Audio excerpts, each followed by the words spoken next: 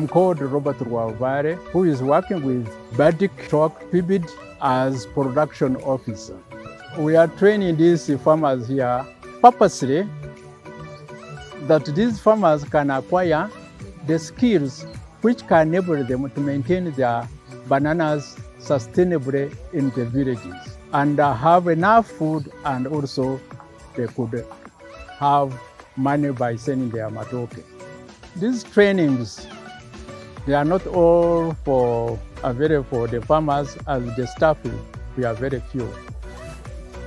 But we concentrate mostly in Bushenyi on the cooperatives to make them to understand, because they are in the group, we can train many, and which is quite easy.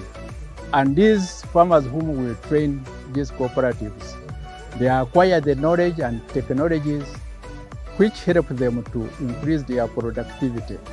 We have the package for the farmers so that we improve them on holistically by training them on conservation of environment. We have got the package of agroforestry, where the farmers, they can intercrop with trees in their banana plantation, and also they can use them as a fodder for their animals, so that they can get enough manure to help them to increase manure in the application in their plantation, banana plantation.